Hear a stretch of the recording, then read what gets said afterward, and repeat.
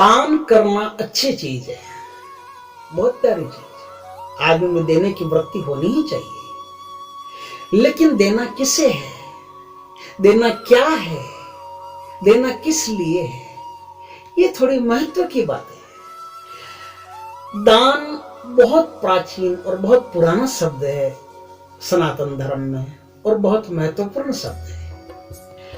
लेकिन इस शब्द की जितनी धज्जियां इस देश में उड़ी है, शायद उतनी किसी देश में नहीं उड़ी होगी।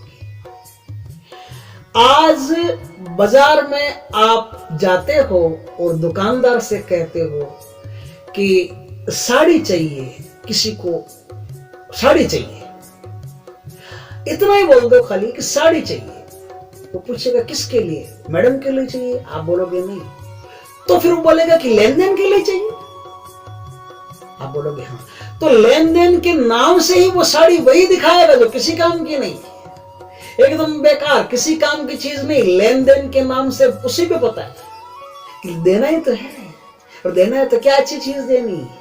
ये लेन देन की साड़ियां उसकी दुकान में अलग ही पड़ी रहती है, लेन देन के कपड़े उसकी दुकान में अलग ही पड़े रहते हैं। दान करना है ना, तो दान की सामग्री अलग ही पड़ी रहती है, उसको वही आदमी खरीदते हैं जो दान करना है, जिसको वो खरीदते हैं। कई बार होता है हमारे मोहल्ले में भी, सारे जो मोहल्ला ब्राह्मण रहते, तो बहुत सारे लोग दान करने आते हैं, लेकिन देखते हैं कि दान करने आते हैं तो ऐसी वस्तुएं लाते हैं जो किसी काम की होती नहीं है। कभी जिनके घर में पहले से फ्रिज पड़ा है, उनके घर में मटकी दान करके जा रहे हैं, या फिर ऐसी चीज दान करके जा रहे हैं जिसका कोई मोल नहीं, कोई अर्थ नहीं, बस करना है, वो कोई दान नहीं है। दान क्या होता है, दान कैसे किया जाता है, दान क्यों करना चाहिए, इन सब की बात मैं नहीं करूंगा। मैं तो आज एक छोटी सी बात करूंगा जो कितनी कीमती हो सकती है। मैं तो एक छोटी सी बात करूंगा जो आपको कहां से खींच करके कहां ले जा सकती है। जीवन में जब सर्वाधिक आवश्यकता हो किसी को आपकी, और उस समय आप वहां पहुंच गए, तो वो दान।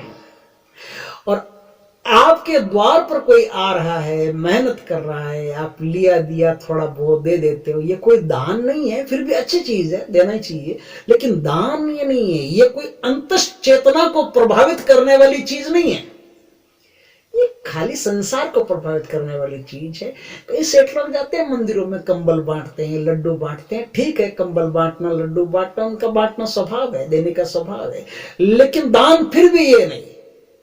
क्या है, एक छोटा सा गांव था, उस गांव में बहुत प्यारे सेठ जी थे। प्यारे सेठ जी इसलिए कह रहा हूं कि वृत्ति उनकी दान की थी। कोई भी उनके द्वार पर आ जाता, उसको वो खाली हाथ नहीं भेजते। हमारी भी आदत है, हम ऐसा सोचते हैं कि जो द्वार पर आ जाए उसे खाली हाथ नहीं भेजें, दान हो गया, लेकिन ये पूरा सच नहीं है, ये पूरी वास्तविकता नहीं है। कभी कभी ऐसा भी होना पड़ता है, कभी कभी ऐसा भी करना पड़ता है कि कोई आपके द्वार तक ना भी पहुंच पाए, तो भी आपको कोशिश करनी पड़ती है वहां तक पहुंचने की कि कोई आप तक नहीं पहुंच पाया। खैर, सेठ जी थे, सेठ जी की दान की वृत्ति थी, दान करते थे, खूब दान करते थे, अच्छा दान करते थे, दानी आदमी थे। लेकिन ये जो समय है ना, ये समय कब अपना चक्र किस आदमी पर कैसे चला देगा, दानी हो नहीं हो, पापी हो, अत्याचारी हो, अच्छा हो, बुरा हो, किसको सिर से जमीन पर, जमीन से आकाश में, आकाश से जमीन पर, अर्श से परस तक, परस से अर्श तक, कौन सी यात्राएं करवा देगा, इसका कोई ठीक नहीं। शेठ जी की भी ऐसी यात्रा हो गई अर्श से फर्श तक की। सारा बिजनेस किसी कारण से चौपट होने लगा, चौपट होते होते कर्जा होने लगा, सारा बिजनेस खत्म हो गया। शेठ जी का बंगला गया, शेठ जी की गाड़ी गई, जो कुछ भी शेठ जी के पास सामान था सब गया। अब सब कुछ सामान गया तो गरीब से कौन मित्रता करे, मित्र तो अमीरों के होते हैं। गरीब का मित्र भी होगा तो गरीब होगा, अमीर आदमी गरीब से किस लिए मित्रता करेगा, खतरा भी रहता है, कुछ मांग नहीं ले, इसलिए मित्रता करते भी नहीं है। जो भी उनके जान पहचान के थे वो भी अब मुंह घुमा घुमा के बैठने लग गए, रास्ते से निकलते हैं तो भी पलट देते हैं, अपना मुंह बदल देते हैं, कहीं बात नहीं हो जाए, बात हो गई तो कुछ उधार नहीं मांग ले, इसलिए रास्ता बदल लेते हैं। शेठ जी को पता चल गया कि यहाँ रहना अच्छी बात नहीं है। अब यहाँ के लोग रास्ता बदलने लग गए हैं, हमें देख करके उनके मन में ऐसा शंका पैदा हो गई कि कुछ मांग नहीं ले, इसलिए रास्ता बदल रहे हैं। रास्ता तो बदल लिया, ये सब ठीक है। उनके मन में ऐसा भाव पैदा हुआ कि अब यहाँ रहना उचित नहीं। घर आके अपनी पत्नी को कहा कि अब यहाँ रहना उचित नहीं, सब कुछ बिक गया, अब हमारे पास है क्या, ये जगह अब हमारे लिए सूट नहीं करती, चलो यहां से। तो उन्होंने वहां से दूर किसी दूसरे स्थान पर अपना बसेरा कर लिया। लेकिन गरीबी अभी भी पीछे थोड़ी छोड़ रही है, गरीबी अभी भी पीछे है। सेठानी परेशान हो गई, क्या करें, गरीबी अभी भी पीछे है। सेठ जी परेशान हो गए। लेकिन सेठानी को कहीं से उड़ते उड़ते एक बात हाथ में लगी। बात हाथ में ये लगी कि इस गांव के करीब 30 किलोमीटर दूर एक गांव और है, 10 मील दूर करीब एक गांव और है, जिस गांव में एक सेठ जी रहते हैं। और उन सेठ जी की एक आदत है। वो आदत क्या है कि आपने जो कोई भी पुण्य कर्म किए गए, उन पुण्य कर्मों को सेठ जी ले लेंगे और आपको उसके बदले में पैसा दे देंगे। संकल्प करवा लेंगे कि भैया आपने जो पुण्य कर्म किए, आज से पुण्य कर्म इन सेठ जी के हो गए, इनका नाम जो भी है इनको समर्पित करता हूं, उसके बदले में आपको जितना पैसा चाहिए उतना पैसा वो दे देंगे। सेठानी ने कहा कि स्वर्ग जाना भविष्य की बात है, हम कभी मरेंगे, स्वर्ग जाएंगे, लेकिन वर्तमान तो बिगड़ रहा है, वर्तमान तो नरक में भोग रहे हैं। और ऐसा भी क्या स्वर्ग, जी नरक में रहे हैं और पाने की इच्छा स्वर्ग, क्या करेंगे उस स्वर्ग का जो आज काम नहीं आ रहा है। महत्वपूर्ण तो आज है, आज ही काम नहीं आ रहा, तो स्वर्ग का क्या बंटेगा। सेठ जी ने भी कहा बात तो बिल्कुल उचित है, मरने के बाद के स्वर्ग का क्या करेंगे जब नरक में जी रहे हैं। तो सेठ जी ने कहा कि ठीक, आप बिल्कुल अच्छी बात कहती हूं, मैं उन सेठ जी से मिलने के लिए जाता हूं। उस जमाने में क्या करते थे, पैदल यात्राएं ज्यादा होती थी, साधन सामग्री कम होती थी और गरीब तो प्राय पैदल ही यात्रा करता था। सेठ जी भी पैदल यात्रा करेंगे क्योंकि अब सामान तो सेठ जी के पास कुछ है नहीं, बग्गी नहीं है, बैलगाड़ी नहीं है, कुछ भी है नहीं, तो जाएंगे किससे, पैदल ही जाएंगे। तो 30 किलोमीटर का सफर है, सेठ जी पैदल तय करेंगे। सेठ जी ने सफर करना शुरू किया। सफर में उस समय क्या होता था कि गुड़ और बाजरे की रोटी ऐसी कूट पीस करके लड्डू बना दिया करते थे। और वो लड्डू क्या है, लड्डू दे देते, पानी देते, ये रास्ते में कहीं आपको भूख वगैरह लग गई तो उसमें काम आएगा आपके, और आप खा भी लेना और आराम से अपना रास्ता काटते जाना। तो सेठानी जी ने भी ऐसा ही किया, 4 लड्डू बांध दिए, पानी दे दिया साथ में, बोले जाओ। सेठ जी रवाना हो गए।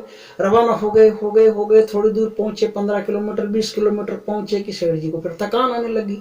सॉफ्ट शरीर था, कभी मेहनत की नहीं थी, सारी मेहनत तो दिमाग से होती थी, शरीर कभी मेहनत नहीं करता था, काम ही नहीं पड़ा। सेठों का कौन सा मेहनत करने का काम पड़ता है। तो शरीर थक गया तो सेठ जी एक पेड़ के नीचे बैठ गए। बैठे बैठे भूख लग रही, कि सोचा कि लड्डू उठा के खा ले। तभी सेठ जी देखते हैं लड्डू खाने के मन में विचार आ रहा है, भूख लग रही है, कुछ खा ले पी ले, फिर आगे बढ़ेंगे, थोड़ी देर सुस्ता लेते हैं, थोड़ी देर आलस्य को मिटा लेते हैं, आराम से कर लेते हैं, फिर उसके बाद में चलेंगे आगे।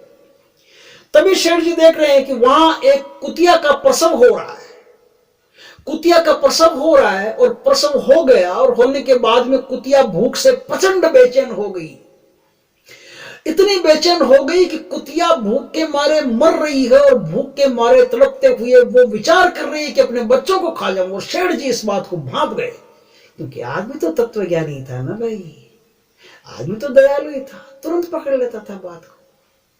तो सेठ जी ने बात को तुरंत पकड़ लिया कि कुतिया अपने बच्चों को खाना चाहती है। अब बच्चों को खाना चाहती है, अब ये तो पाप की बात है। बेचारी अपने बच्चों को अभी पैदा किया है, इसके बच्चे अभी दुनिया ही नहीं देखी उन्होंने, उससे उन्हें को खा जाएगी, कितना पाप है।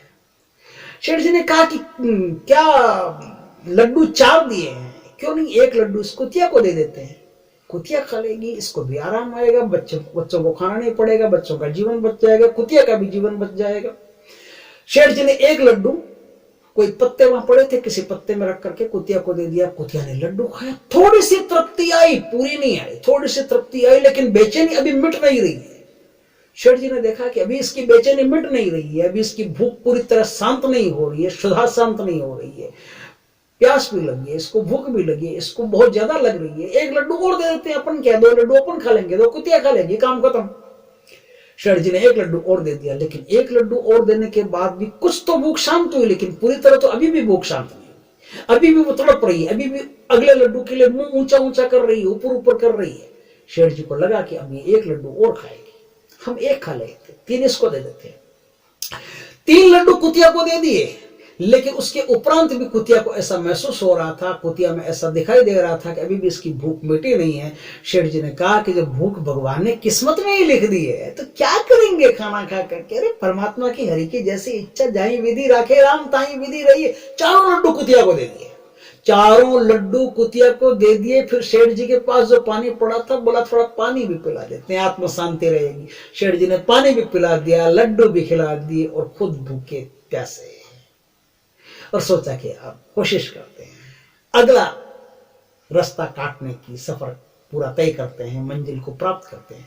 शेठ जी गए, मंजिल कट गई थोड़ी देर में जिनके गांव जाना था वो गांव आ गया, जिनके घर जाना था वो घर आ गए। शेठ जी उनके घर गए तो सामने वाला भी तत्वज्ञानी था। उसने कहा, अपने नौकरों से कहा कि बड़े संत पुरुष हैं, इनको अच्छे से इनकी सेवा शुश्रूषा करना और इनको गेस्ट हाउस में ठहराओ। तो उनको गेस्ट हाउस में रहने के लिए स्थान दे दिया, अच्छी सेवा शुश्रूषा उनकी शुरू कर दी। अब क्या है, बोला 2 घंटे बाद में आप तैयार हो जाओ, 2 घंटे बाद में मैं आकर के आपको अपना जो दीवान खाना है उसमें बैठ करके आराम से बात करेंगे, मैं आपको मिल लूंगा। शेठ जी दीवान खाने में उसके सामने मिले। शेठ जी उसके सामने मिले तो जिनके यहाँ गए उन सेठ जी ने कहा कि कहिए मैं आपकी क्या सेवा कर सकता हूं। तो इन्होंने कहा कि मैंने सुना है कि आप आदमी जो पुण्य किया है, उसने जो धर्म पुण्य दान पुण्य किया है, वो दान पुण्य आप लेते हैं और बदले में पैसा देते हैं। तो अगर ऐसा करते हैं तो शेठ जी ने कहा हाँ ऐसा तो हम करते हैं। तो इन्होंने कहा कि मुझे भी पैसों की आवश्यकता है, क्योंकि मुझे अब स्वर्ग में जाएंगे नरक में जाएंगे उनको छोड़ो, वर्तमान खराब हो रहा है और सब कुछ मेरा मिट गया, सब कुछ खराब हो गया, तो अब मुझे पैसा चाहिए।